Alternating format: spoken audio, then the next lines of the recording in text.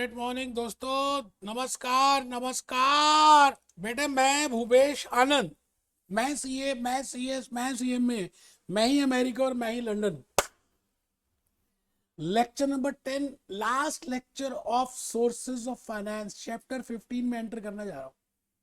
और मैं बता नहीं सकता कि मैं कितना खुश हूं कि मैंने 10 लेक्चर्स आपके सामने सोर्सेज ऑफ फाइनेंस, जो मैक्सिमम थ्योरी मानी जाती है, बेटे मैंने उसको प्रैक्टिकल टच देने की कोशिश की और काफी सारी बातों को आपके साथ रखा, डिस्कस किया।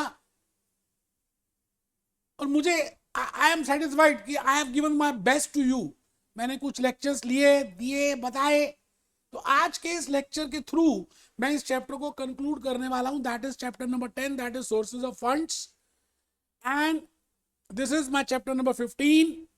आइए हम जल्दी से डाल हाथों में हाथ आगे बढ़ें, कदम अपने मिलाते चलें और जीत को हासिल करें। आइए दोस्त, chapter 15 sources of finance, lecture 10 Islamic finance. मैं आज इस्लाम की बातें करूंगा, मैं आज इस्लामिक रिलीजन की बातें करूंगा, मैं आज उनके एथिक्स की बातें करूंगा, मैं आज आपको यह बताऊंगा कि वो कितने एथिकल हैं। आइए सर, इन्हीं बातों के साथ, no defeat is final until you stop trying. जब तक आप किसी चीज की कोशिश को नहीं छोड़ते तब तक आप हारते नहीं हैं। मैं इन विचारों के साथ एक बात कहना चाहता हूं कि लाइफ में सक्सेस अचीव करने के लिए जो मुझे एक्सपीरियंस पता चला, बी फोकस्ड। आपको जो चाहिए बस उसी को देखते रहे, देखते रहे। जैसे F9 मैंने कंप्लीट करने के लिए पिछले 1-1.5 महीने से फोकस ध्यान दिया, बाकी सब चीजें छोड़ दी। तो बेटे देखिए, धीरे धीरे धीरे धीरे लेक्चर्स रिकॉर्ड होने लग गए और आपके सामने में आ गया। अभी टाइम लगेगा, 1 महीना और, बट द पॉइंट इज, जब तक आप किसी चीज को पाने के लिए फोकस नहीं होंगे, आपको वो चीज नहीं मिलेगी। तो आपको F9 के लिए फोकस रहना है। Be positive. कई बार बड़े नेगेटिविटी आएंगी, कुछ ऐसे सिचुएशंस आ जाएंगी, बट आपको मन से संकल्प, दृढ़ पुरुषार्थ, प्रचंड पुरुषार्थ आपका जब होगा तो आपको चीजें मिलनी शुरू हो जाएंगी। B dynamic.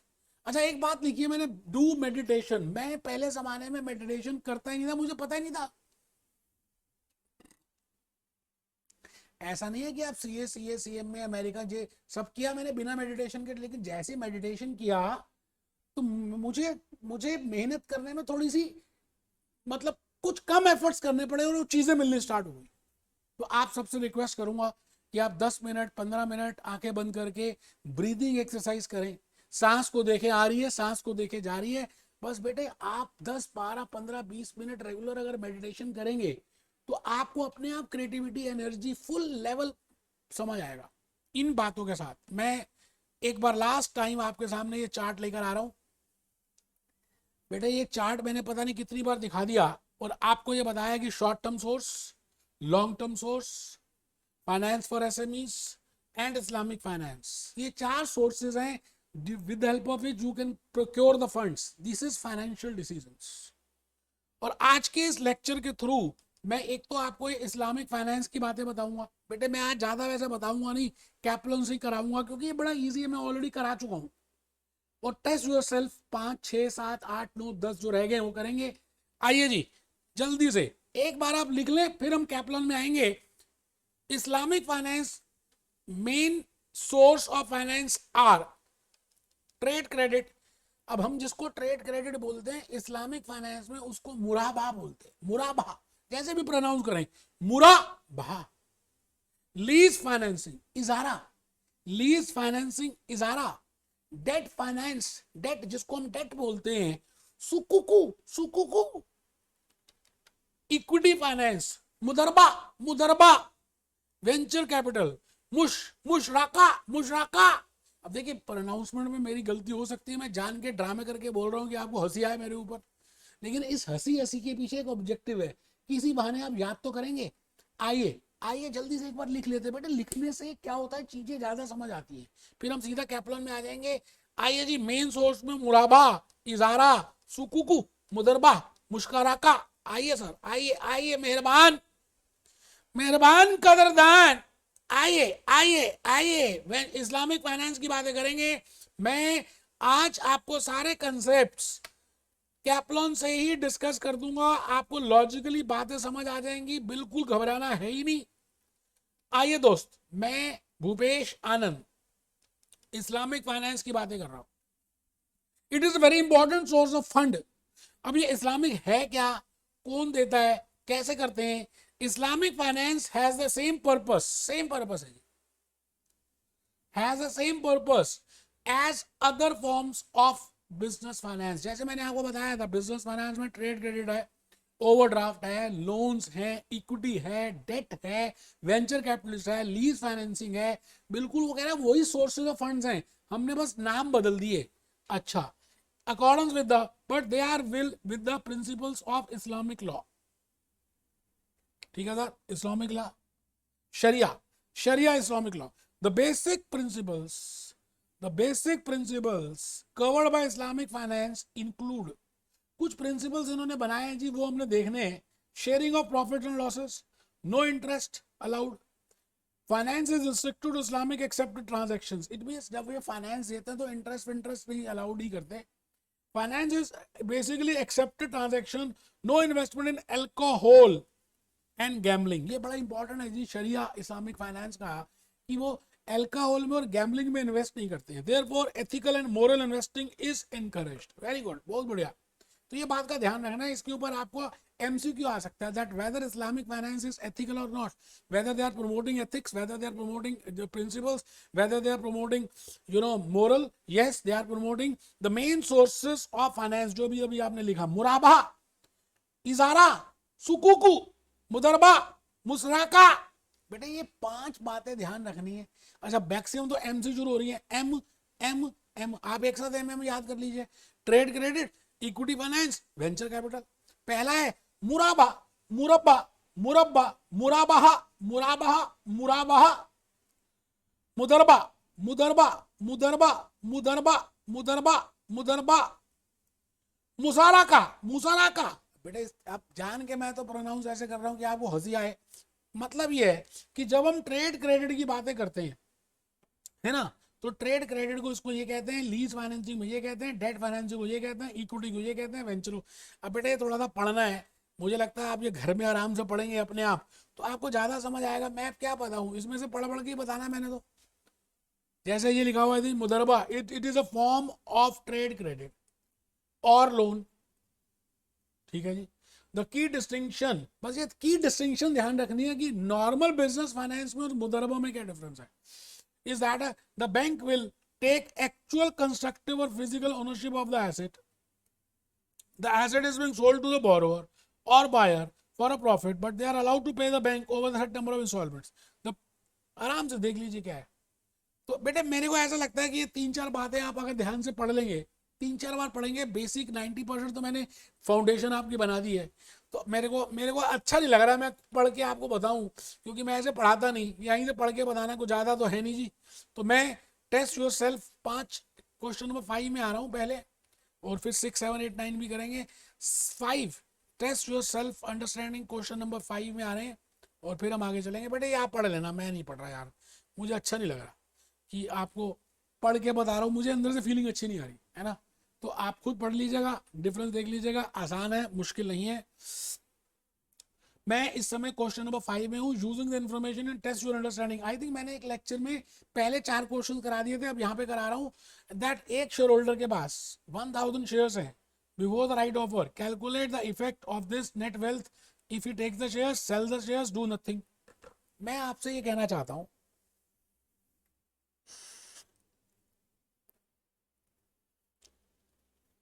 कि मैंने एक लेक्चर नंबर 5 किया था, और लेक्चर नंबर 5 मैंने पेस्ट किया था, और उसमें बड़ा एक्सप्लेन किया था that if a shareholder renounce his right and if he does not renounce his right, then what will be the effect in his wealth.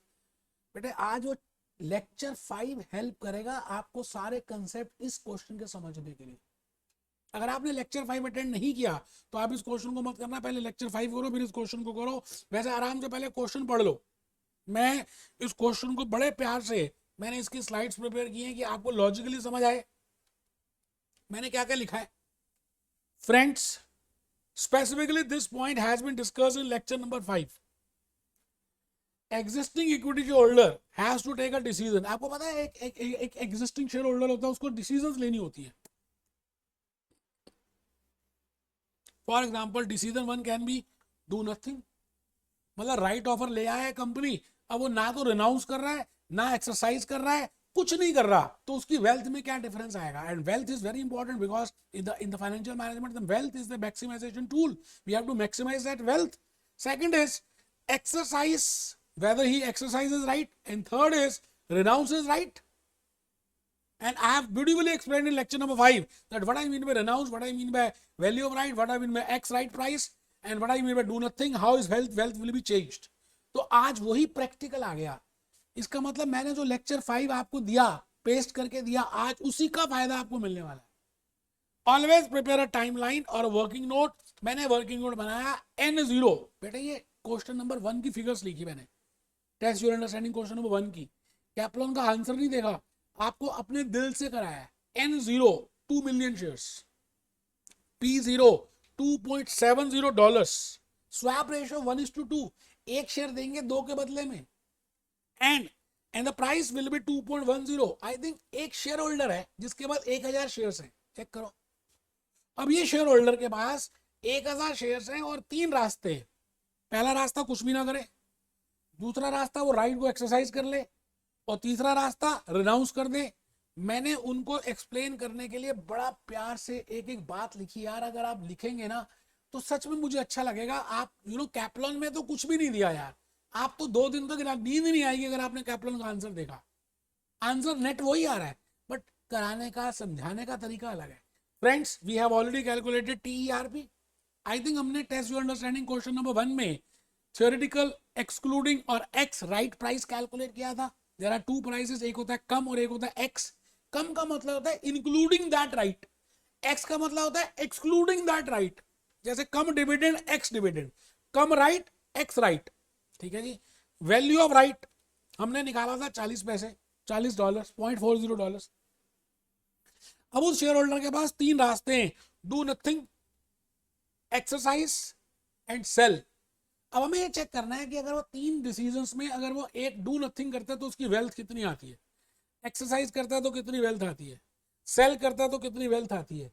जिस ऑप्शन में सबसे ज्यादा वेल्थ होगी आ गले लग जा। मेरे को बस यही प्रूव करना है, और लेक्चर नंबर 5 की डिट्टो कॉपी है जो मैंने वहां पे केस स्टडी ली थी, यहाँ पे इन्होंने एक्सप्लेन कर दिया, ठीक है जी। तो डू नथिंग, एक्सरसाइज, 1:2 की राइट है स्वैप रेशो।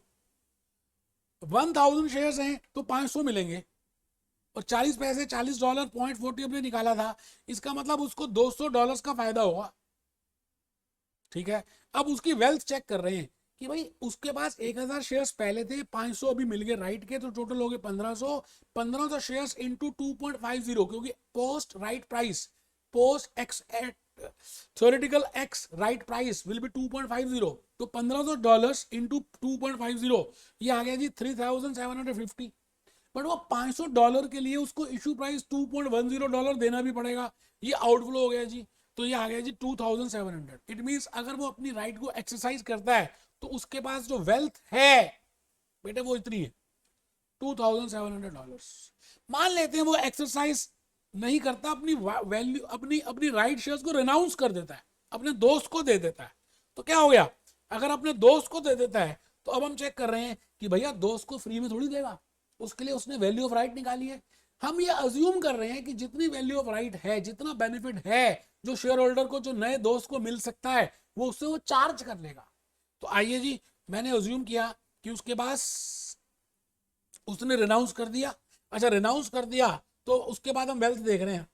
1000 शेयर्स पहले भी थे, बाद में भी 1000 रहेंगे, क्योंकि उसने राइट एक्सरसाइज नहीं की, उसने नए शेयर्स नहीं लिए, उसने वो नए शेयर्स मिलने का हक बेच दिया, तो उसके पास तो 1000 शेयर्स ही हैं, ₹2.5 का हो चुका है, ठीक है जी। मगर उसने अपने दोस्त से पैसे भी तो लिए होंगे, क्योंकि 500 शेयर्स मिलने का हक उसने बेच दिया, और एक शेयर पे $4.40 का फायदा होगा, वो उसने चार्ज कर लिया होगा, तो उसको $200 वहां से मिल गए होंगे, तो $2700 यहाँ पे आ गए। मान लेते हैं वो कुछ भी ना करे, तो भाई साहब वो नुकसान का सौदा है, क्योंकि 1000 शेयर्स हैं, ना तो रिनाउंस करे ना एक्सरसाइज करे, तो 1000 के 1000 ही रहे। लेकिन जहां 2.70 का प्राइस था अब 2.50 आ गए, तो 1000 into 2.50 that comes to $2500. It means if he do nothing here, his wealth will decrease by $200. But if he exercise or if he sells his right, his wealth will remain same. ठीक है sir, बहुत बढ़िया। मैं आ गया जी question number 6 में। 6 तो वैसे ही oral है जी, मैं इसलिए लिखा नहीं, मैं आ गया जी। हाँ सर आ जाओ आप। Test your understanding, question number 6, फिर हम एग्जाम किट भी करेंगे।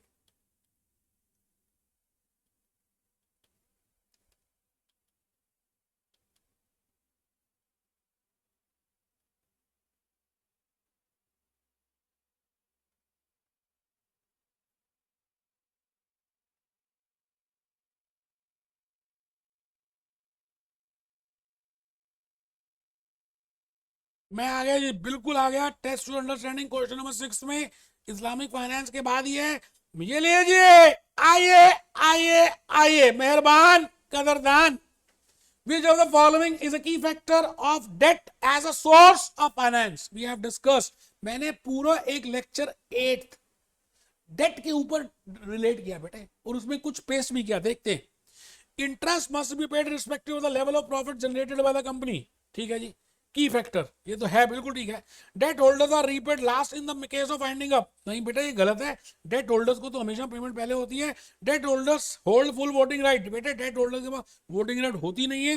डेट होल्डर्स, आराम से, मैं कहता हूं जी debt holder relatedly high level of risk बिल्कुल नहीं है। तो बेटे ए पॉइंट बिल्कुल ठीक है। तो अगर आपने मेरा लेक्चर नंबर 8 को ध्यान से पढ़ा है, या आपने लेक्चर 1, 2A और 2 भी ध्यान से देखा है, तो बेटे कुछ भी नहीं है ये तो। आइए, which of the following statements are correct. ये ध्यान रखना है कि पॉजिटिवली पूछ रहा है या नेगेटिवली पूछ रहा है। Bank overdrafts are repayable on demand. Yes, this is okay, बिल्कुल ठीक है ये बात। Warrants give the holder the right to subscribe at a fixed price, at a number, at a predetermined price. Very right. This is also okay. We have discussed in lecture number 9 that what I mean by warrants, convertible with warrants. Okay. Preference dividend are paid before loan interest. बेटे ये बात गलत है। पहले debenture के ऊपर interest मिलता है, फिर प्रेफरेंस डिविडेंड के ऊपर डिविडेंड मिलता है। Deep discount bond are issued at discount to the redemption value and no interest. बेटे ये भी गलत है। मैंने कहा था डीप डिस्काउंट बॉन्ड में इंटरेस्ट देते हैं बट बड़ा कम। जीरो डिस्काउंट में तो डिस्काउंट इंटरेस्ट ही नहीं देते। ठीक है सर, तो पहली और दूसरी स्टेटमेंट ठीक है जी, पहली और दूसरी, इसका मतलब ए पार्ट ठीक है। मैं आ गया जी टेस्ट योर क्वेश्चन नंबर 8 में। APLC has announced 1-for-5 right issue, 1:5 का right issue at a price of $2.30। Come right, बेटे कम हमेशा यहां होता है, एक्स हमेशा राइट के बाद होता है। मैं कहता हूं कोई भी हादसा हो गया, उस हादसे के बाद जो होता है वो एक्सक्लूडिंग होता है। हादसे से पहले जो प्राइस होता है वो कम होता है। Let it be dividend, let it be right, let it be anything, let it be interest, cum interest, ex interest, let it be cum right, ex right, let it be cum dividend. Cum का मतलब क्या है? Including. X का मतलब क्या है? Excluding. ठीक है जी, तो कम राइट प्राइस कितना है? Cum right price, cum right price, cum right price $3.35। What is the now? You have to calculate this. TIERP निकालना है, मुश्किल है ही नहीं। मैंने कहा ना कि मैंने इसके लिए बड़ी बड़ी मेहनत की है दोस्त। आपको क्या बताऊं, आपको पता भी नहीं है कितनी मेहनत रही होगी। मैंने एक चित्र बनाया, चित्र रूपा, चित्र के रूप जैसा। 1:5, इश्यू प्राइस $2.30, कम प्राइस, एक्स प्राइस। मैं सिंपल वेटेड एवरेज कैलकुलेट करूंगा और थ्योरेटिकल एक्स राइट प्राइस मेरे सामने आ जाएगा। 3.35, 3.35 कम प्राइस है डॉलर्स। तो बेटे मैंने इसको सिंपल सा कर दिया यार। Suppose an investor has 5 shares. अब मैंने बताओ 5 क्यों लिए होंगे भाई? रेशो क्या? 1:5, 5 के बदले में 1। तो मैं फ्रैक्शंस में नहीं जाता, तो मैंने कहा मान लेते हैं कि इन्वेस्टर के पास 5 शेयर्स हैं, है ना, तो हमारे को फ्रैक्शंस में नहीं आएगा। 5 हैं तो उसके पास पहले वैल्यू कितनी थी? 5 × $3.35 प्लस 1 मिल जाएगा, तो 1 × 2.3 एवरेज कितना हो गया? 6। सिग्मा डब्ल्यू के समान सिग्मा डब्ल्यू आंसर आ गया बेटा। है नहीं यार, आप फिर वही बात कह रहे हो ना, मुश्किल है नहीं, आपने एक्चुअली में हिम्मत नहीं करते। आप पता नहीं डरते किस बात के हो यार।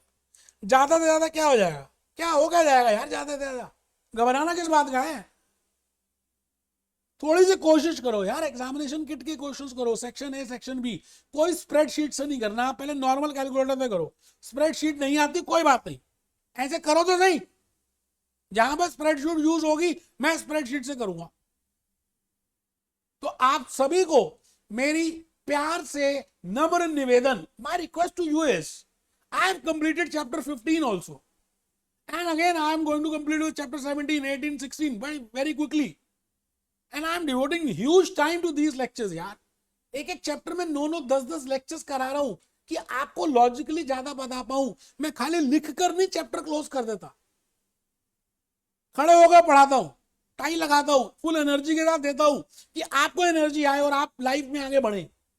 मेरा रिटर्न यही रहेगा, मैं आपको जानता हूं नहीं जानता, आप मुझे जानते नहीं जानते, बस मेरे को रिटर्न यही रहेगा कि आप फर्स्ट अटेम्प्ट में सक्सेस अचीव करें, अपने पेरेंट्स का नाम रोशन करें। यार इतने वर्ष हो गए उनको तपस्या करते करते है कि मेरा बेटा मेरी बेटी एक बार सेट हो जाएगा लाइफ में।